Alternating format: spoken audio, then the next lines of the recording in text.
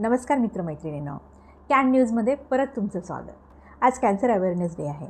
हा cancer awareness day Marie Curie, Madame Curie त्यांच्या स्मृतीप्रित्यर्थ साजरा केला जातो. कॅन्सर अवेअरनेस डे ह्या दिनानिमित्त आज मी तुम्हाला एवढं सांगू इच्छिते की अर्ली स्क्रीनिंग आणि early diagnosis is always better. आपल्या शरीरामध्ये काही बदल होत असतील, काही पॅथॉलॉजी घडत असेल तर आपलं शरीर आपल्याला सांगत असतं. फक्त आपल्याला ते कान देऊन ऐकायची गरज असते. तुमच्या शरीरामध्ये कुठलेही अचानक बदल घडत असतील तर त्याकडे लक्ष ठेवा आणि लगेच त्याच्यासाठी तुम्ही अर्ली स्क्रीनिंगला जा. तपासून बघा की हे लक्षणे कॅन्सरचे तर नाही आहेत ना. काही नाही निघालं तर खूपच चांगलं, आनंदाची गोष्ट आहे. पण काही निघालं तर ते असेल अर्ली स्टेजमध्ये आणि ह्याच्यामध्ये सर्वायवल रेट्स खूप जास्त असतो आणि मॉर्टेलिटी रेट खूप कमी असतो आणि पेशंटचे 99% बरे होण्याचे चान्सेस असतात. त्यामुळं अर्ली स्क्रीनिंगला जा.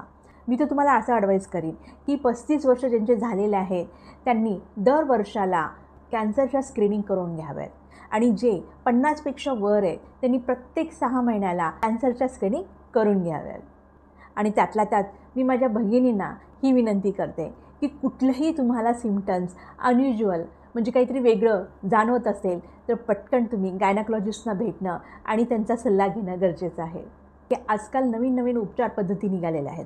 टी-कार सेल थेरपी, इम्युनोथेरपी ह्या थेरपी आता रेग्युलर उपचार पद्धती म्हणून कॅन्सरच्या बाबतीमध्ये अवलंबित करण्यात येत आहे आणि ह्याचे रिझल्ट्स खूप छान प्रकारे कॅन्सर पेशंटला भेटत आहे. अगदी स्टेज 4चा कॅन्सरसुद्धा या थेरपीने पूर्णपणे बरा झाल्याची घटना आपल्याला बघण्यास मिळत आहे आणि ही एक खूप आश्वासक गोष्ट आहे कॅन्सर पेशंटसाठी. आजकाल आपल्याला प्रत्येक माध्यमातून कॅन्सर अवेअरनेस भेटत आहे. कित्येक NGO, चॅरिटेबल ट्रस्ट हे कॅन्सरवर काम करत आहेत.